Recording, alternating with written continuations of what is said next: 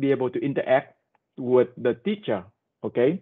So with that, I would like to give you a quick overview of Trưởng Jenny. Not many people know her, but I know her so many years.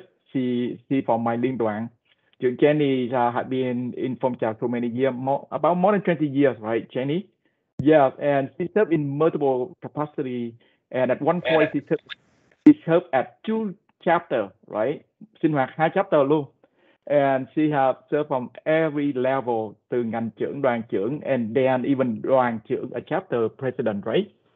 So besides that, in her life that she, for bread and butter, she actually is a teacher. And she was a teacher for the middle school and then now is a high school. And as you all know, during the COVID, all the teacher and students put up to the online. And during that time, there's so many things going on. And all the teacher and I'm sorry, I have to stop this. All teacher and students have to learn how to adapt to the online.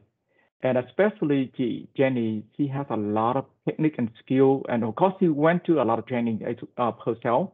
And I think tonight she's going to do the great thing that she's going to share you those tools she have been used successfully, and even now, right? And as I mentioned to you, I witnessed Huynh Trưởng huấn luyện viên, they start using her tool, her technique, her all the tips that she provided for the online session.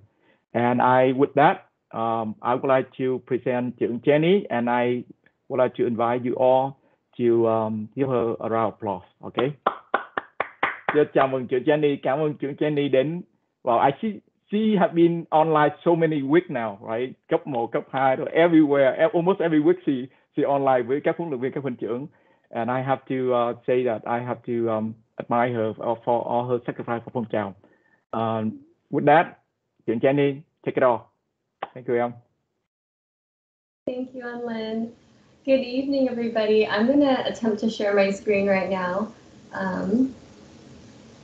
And I know my name is under my husband's name right now, so it's kind of weird, but let me go here. Okay, is my screen shared, Anlin? Yes, okay. I can see your screen, sorry. Good, nice. Let me navigate this. I'm not very familiar with. Anh xin lỗi, anh xin recording nhé. Okay, anh recording cái section này nhé. Wait, let me see. Oh, yeah. Chị Anh Thư start rồi, cảm ơn anh Thư. Okay. I am not able to see your chat box, so I think, Anlin, I might need your assistance if anyone puts anything in the chat box. I don't know where to. Yes, I will. Don't worry. If anyone check, I will respond and I will let you know. Okay.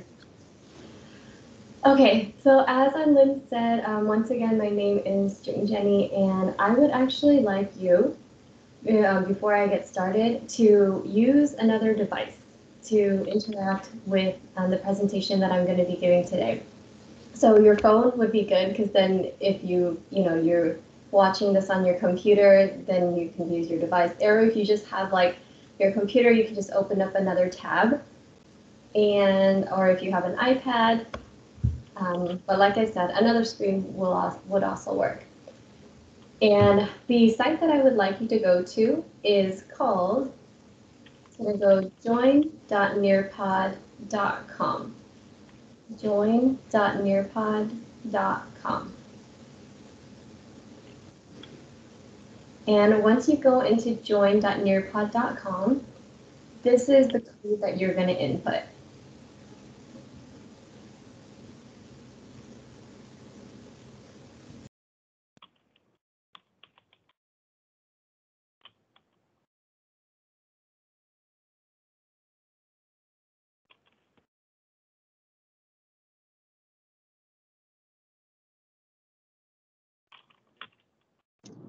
Hi, Jenny, you on mute. Sorry, can you hear me now? Okay. Yes. Thank you so much. Yeah, so I was just repeating the website again and then the code.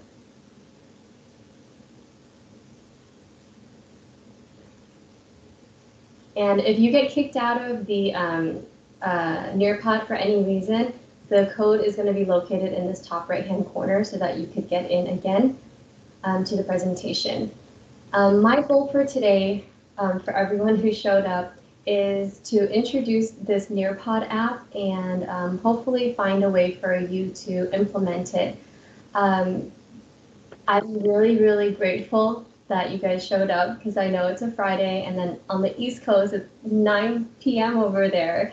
So thank you. I will try not to put you to sleep. When you have logged in, it'll ask you for your name. I can see a whole bunch of your names pop up here. And if you're not able to log in, don't worry about it. You can just watch what I'm doing on the presentation, but it will be a lot more fun if you do interact with the presentation so that you can see how this tool could work in your favor.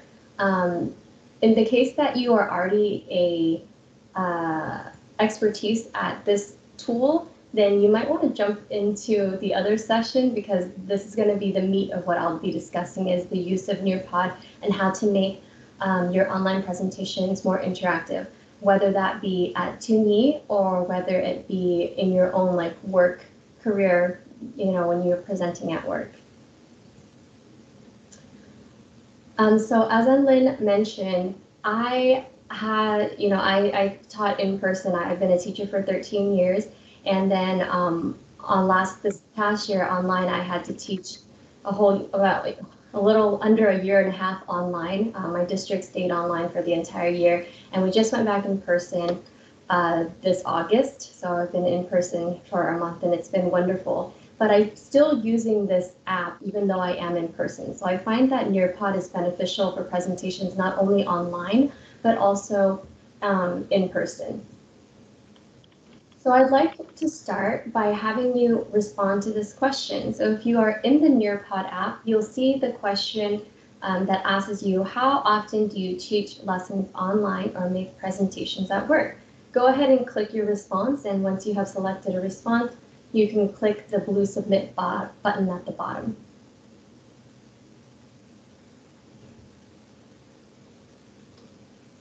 So once again, you have to be in the app. Go ahead and click in the website so that we can see your response.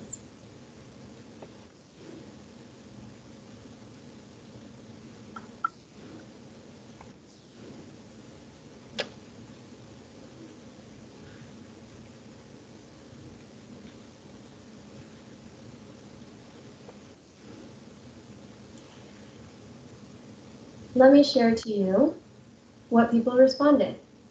So as you can see, the majority of the people who are in here today present either at 2Me or make presentations at work at least once a month.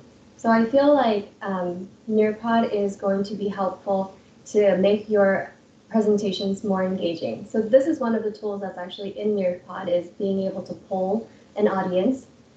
And you can see how quickly the results come in and how quickly I was able to share it with you.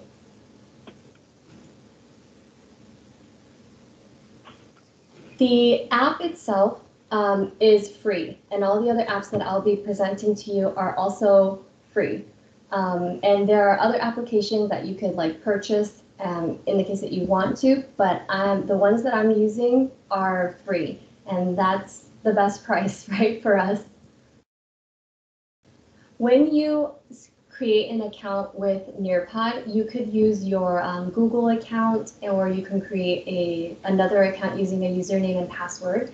And from there, you'll be able to, the interface looks like this.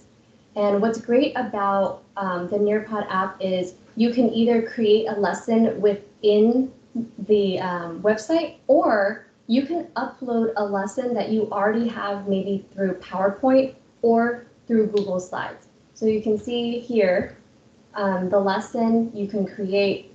There are some lessons that are actually created for you already, and you can like browse through that as well. But for me, the way that I do it, I usually upload like my Google Slides that I've already created, and then I make them more interactive by adding the Nearpod activities.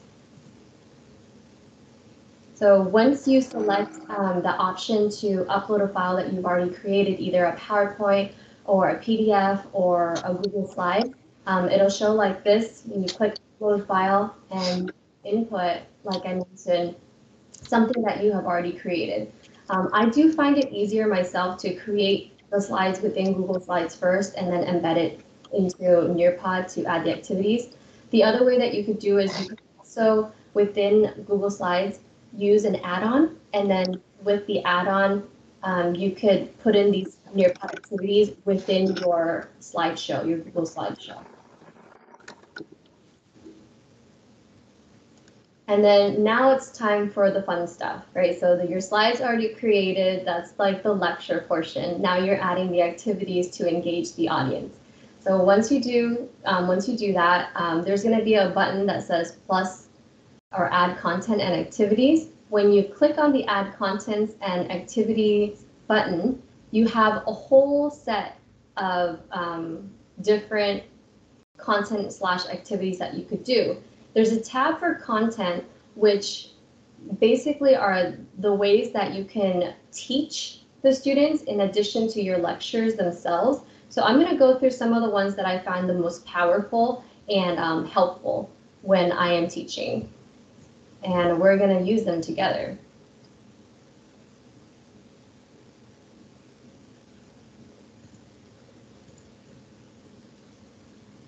So here's one.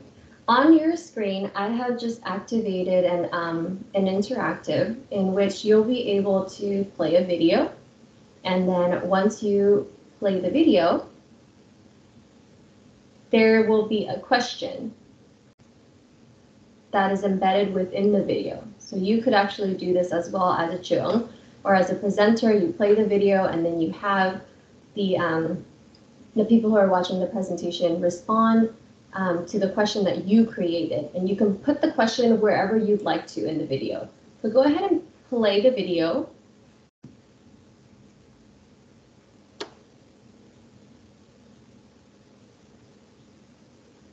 And I'll give people a couple minutes to play the video and then answer the question.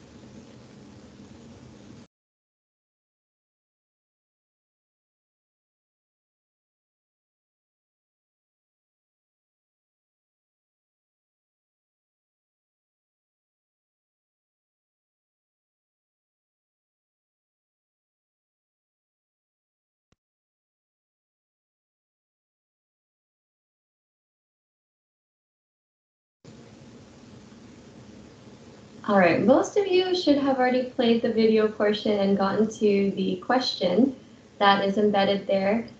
This is one of the content activities that you could put into your presentation in the case that you don't want to lecture the entire time, right? And you find an awesome YouTube video that you want to show them.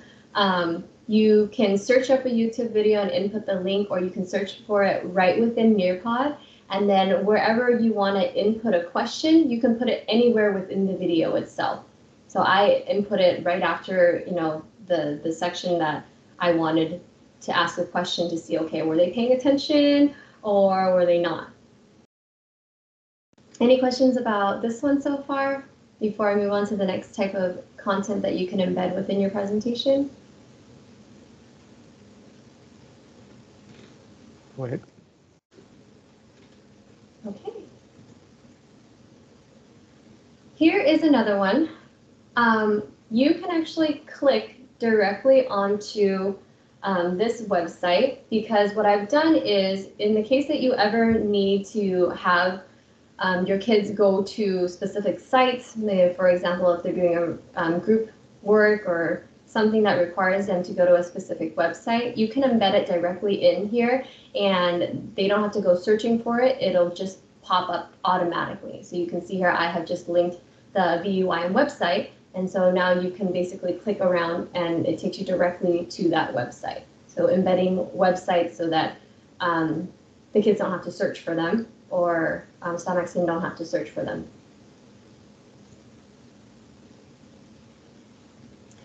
This one is awesome. This is the virtual reality option.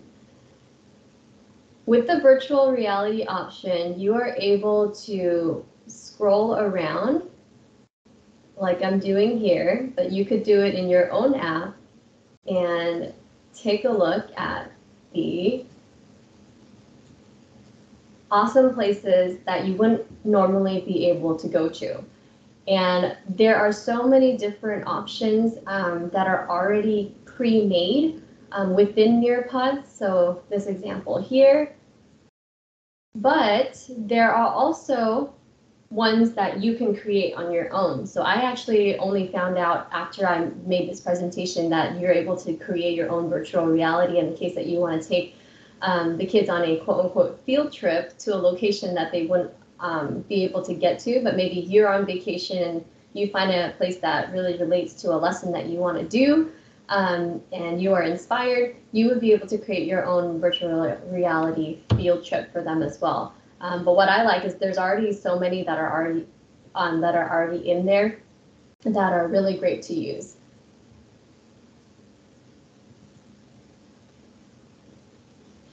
This is the website that another Huynh was able to find for me, because his question was posed was, oh, could I create my own? And then he found this website, and now I'm embedding it in here so that you could use your own, create your own in the case that you would want to.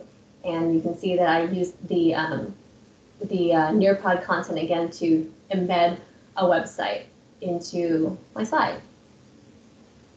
So for anyone who's interested in creating your own virtual reality content, this is how you would do that.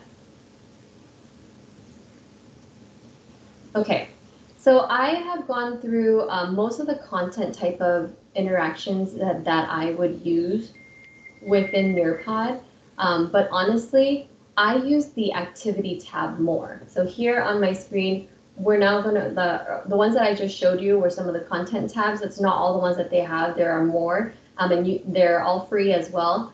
And I think you're gonna have to go in and see which one works the best for you. But the activity tabs is what are the ones that I actually use more. After I create my slides, I go straight to the activity tabs. And these are great because they're a way of assessing right away to see, okay, are the students or are the Samaksin or the kids paying attention, or do they really understand what you're trying to present, or did it just go right over their head? So let's try this one. This is one of the activities, assessment activities, that is available within Nearpod. And you would go ahead and just give an instruction like this, click on the word and the correct matching description. So you could go ahead and you click on the word, and then you would click on the correct description. If you get it right, it'll turn green. And if you don't get it right, it'll turn, I think, red. And then you get to try again. And so your goal, in this case, since there are only 3 descriptive words, your goal is to get 3 out of 3. And then on my end, as the teacher, I'll be able to show you what you would see on your end in a moment, but I'm waiting on a couple people to respond. I see a lot of you guys got 3 out of 3, so congrats.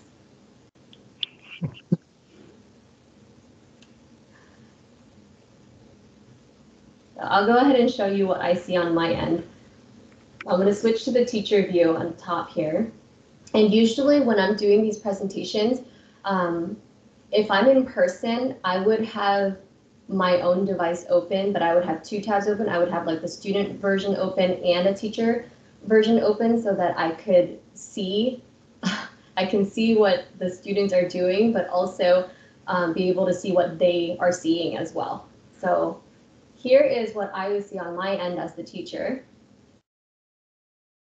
I can see that how many tries on the right-hand side, I can see how many tries it took for the people to get the correct answer, right? So if they got a 3 tries, that means that they got 100%, they got it the first time. But if it's higher than 3, that means they took more tries to complete the answer, right? So if a lot of people don't do well, that would be my chance to go back and be like, okay, let's talk about some of this stuff again. Switch back to student view here. And I like the matching one because the kids tend to like it as well. It's like a little game for them. Here's another one. This is a collaboration board, and I do want to point out that it is like a cork board. So when you create a post, everyone's going to see it. So it's almost like you're going to put a post-it note on there. So the question I have is characteristics of a Huynh. What are some characteristics a youth leader should have?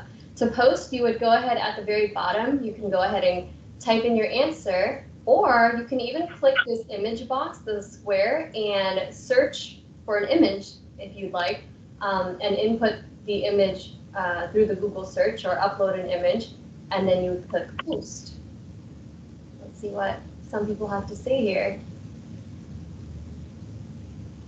So try it out. Try out typing. And yes, it is possible to type and insert an image. You can do both.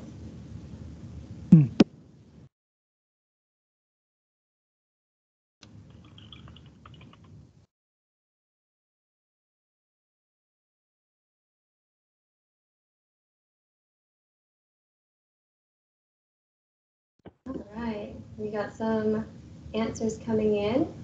And on the teacher end, I want to point out that you have an option to screen the post before they post them, or you can just have them post free for all. You are also able on the teacher end to also delete any posts that you don't like or find inappropriate, or maybe are just incorrect. And then you are also able to see who posted it, because on your end as the student, you don't see who posted it. You don't see the name, but on the teacher end you do. And there's also this option to like, and the kids tend to like to do that as well, because they do that on the daily in social media. So it's almost like a two-parter where they respond, and then after that they have to like review over everyone else's responses and go from there. That lovely image.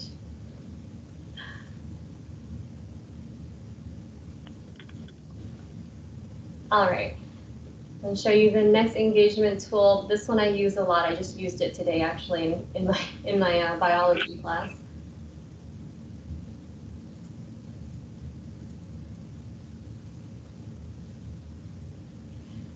Now we get to draw. So this is another one that I know lower grades tend to use a little more. I know elementary and middle schools like to use the drawing app. My question for you is to draw the 5 formations and label them. But you can see how the tool is used at the very bottom. There is also like the option to text, write text. And so you could draw, and then after that, type in the answer. You could also erase, and you can also embed an image. But in this case, I'm saying drawing. And on my end, as the presenter or the teacher, I can see what you're drawing right now. Every person who has clicked to draw, I can see it in progress. And once you submit it, it'll say that you've submitted it. So like right now I can see Michael's drawing, I can see Joseph is drawing, I see Elise, Lynn, Michelle, and Michelle just submitted to me. I see Delina's post. Okay, so I can see in progress what you are currently drawing, and then I can also see whether or not you have submitted it, and then I can see the kids or the presenters that are not participating, right? So then I can be like, oh, hey, what's going on? Do you not understand? Or why aren't you engaging or participating? So I can show you guys the teacher view too, just so you get an idea of what I mean by I can see everyone's drawing. So this is what it looks like on my end, right? The green means that the person has submitted, the yellow means that they're currently drawing, and then the black means that they are not participating. Okay.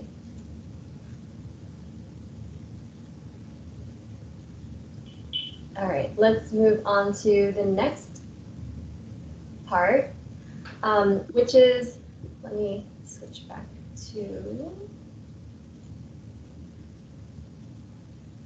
this. So the two main tools that I use, once again, content and activities, there are more that are available. I just chose the ones that I found I use the most when it comes to presenting, not only in 2&E, but also in my teaching profession, and just presenting as a whole whenever I need to present anything. The next slides, I'm going to go through other types of presentation tools that I have also found useful when I'm in the virtual world.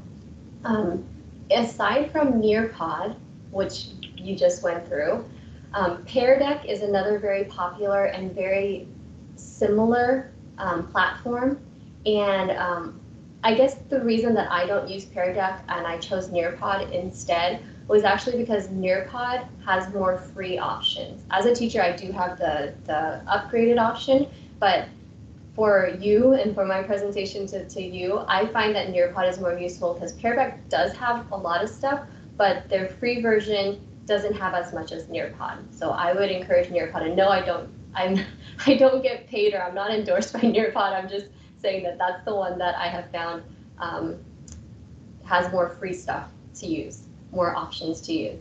And then, as I mentioned, Google Slides and PowerPoints are like the basic. And then from there, you add the engagement by adding the Nearpod and the Pear Deck. But that's not to say that, Google Slides and PowerPoint, you can't just put a question on the screen and have the kids or the students answer it right in front of you, right?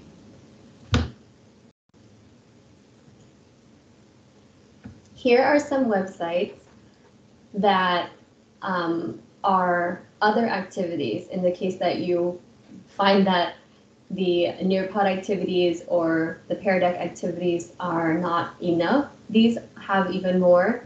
So Padlet is this nice activity board where it's similar to the bulletin board that I showed you, where you guys made the post on the little Post-it notes. And some people like to say it's more like a poster board. That's similar to what I would say. Jamboard is very similar to a whiteboard, and so is Whiteboard 5. Slido and Poll Everywhere are both polling activities, similar to what I did at the very beginning of our workshop, and where I just asked you what how often you use online teaching or presentation. So Slido and Poll Everywhere have other types of polls that you could use, and different types of graphical organizers to show that data, as opposed to where I showed you the circle chart. So this one they lay it out a little differently, but it's a similar concept of giving a survey and polling them, but giving the results right in front of you right afterwards. Here are some fun online assessment technologies that I have used in my classroom and a lot of teachers use. Google Forms is, I think, a lot of the Google Suite tools I put on here as the basics, but if you want to make more fun assessments online, you could also use Kahoot, Quizzes, and Quizlet. I use Kahoot the most, but Quizzes actually recently updated their stuff, and I almost feel like Quizzes is almost better than Kahoot now, but the idea is you're gamifying a review or a quiz question. So instead of just having them answer multiple choice, it's competitive. And after each question, the kids will actually be able to see what their score is and what place they are within everyone that's answering. And so that gets fun because they can see, oh, well, I'm second place or I'm 10th place or whatever. These tools can also be used asynchronously, which means you don't have to do it live. You can give it to them as a posting and be like, oh, make sure you complete it tonight, or you complete it later or after 2&E. And they will also be able to see the results, how did they score compared to everybody else. So it's a nice way to gamify quizzes and reviews and close out a lesson. And then Factile and Jeopardy Labs are both Jeopardy builders. So if you ever need to create, or if you want to create a Jeopardy game, those are two websites that work really well with that, because I remember back in the day when we had to create Jeopardy games, I had to create it out of like a PowerPoint presentation, and it was very, very time consuming. But with Factile and Jeopardy Labs, you there's some questions that are already on there that have to do with like Tenkin and Tente, but there's some that you can just like create. So that's really cool. Other games that are not involved with like assessment type of games, Flippity has so many different types of games. The way that you would upload something in Flippity is you do need to have like an Excel sheet. So you take the Excel sheet and you turn it into a game, and there's games like Bingo on there, there's like Pictionary, there's like a whole set, like a myriad of different games. I only recently learned about Flippity, but I haven't been able to use it to its full potential. I feel like I could really do a lot with it. There's just so much on there. It's very overwhelming initially. Scriblio is basically Pictionary. The kids can, draw to each other, but through the Scriblio site, and they can respond directly. And then my encouragement when I put on Taboo and Categories and NADGAV is just to remind that these are games that we could turn into 2Me activities as well, because they just play well. They play well with 2D type activities.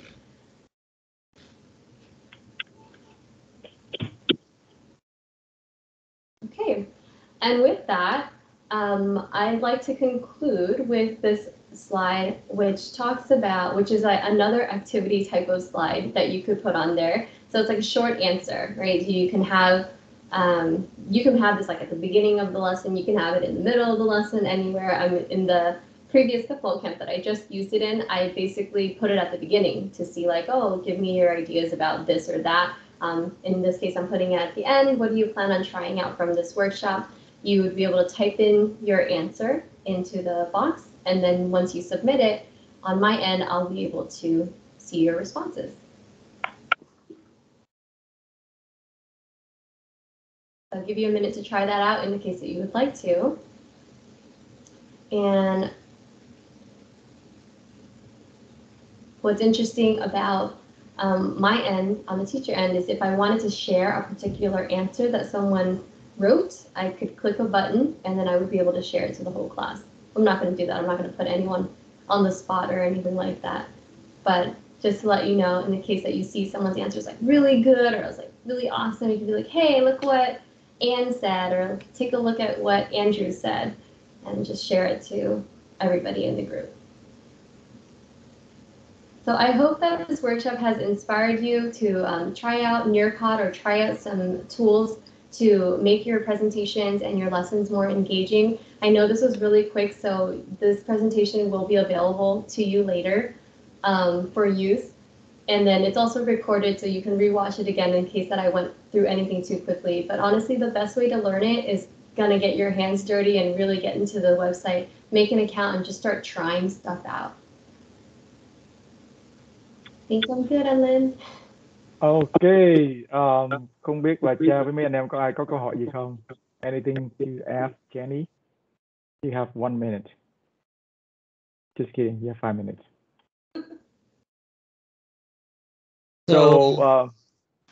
Yeah, cảm ơn Cha. So chẳng hạn trong cái lớp mình dạy bao nhiêu em cũng được hay sao, chứ chẳng hạn như có conference chẳng hạn 100-200 người, cái screen này nó cũng handle được, control được những người engage in activity or not, thì nó cũng handle được that many people or no?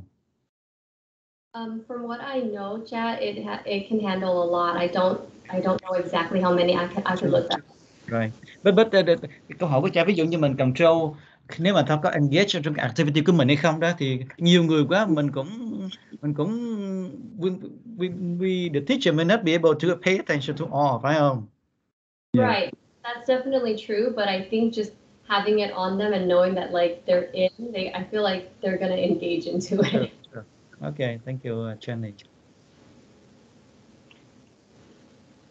Okay, I'm going to post Trưởng Jenny email here, right? So you can contact her just for question about this lesson or anything helping teaching, right? Trưởng Jenny very open and hopefully các huấn luyện viên là các huynh trưởng, you can contact her if you need more resources from her. Wait, And no, no, that's not my email. it's not your email. No, Sorry. I'll type in my email. Please do not email sorry. Joe. Do not email that person. Anh bị messed up trong cái máy nó cứ lên. Okay. So it's Kim J Doe. Is that yours? Yeah, I don't know who Jennifer Doe is. It's not me. My name's not Jennifer at all, actually. It's Jenny. Ôi giờ trong đây cái my bad. Sorry. Xin lỗi. Rồi Kim J Doe at email nhá. Sorry. Rồi không biết còn ai có câu hỏi gì nữa không? Any question? So I agree with Trưởng Jenny. We just have to play around with, right? Upload one slide and just practice, and then try to play around, and then go back and forth. That will help us to learning a new tool. Just listening doesn't do anything. Maybe next time Jenny cho homework. I'm just kidding. Okay. Thôi vậy nếu mà không ai có câu hỏi gì nữa thì I'm going to invite you to go to the second session with Trưởng Bảo Hạnh, right? I'm going to post you the link here. So we will swap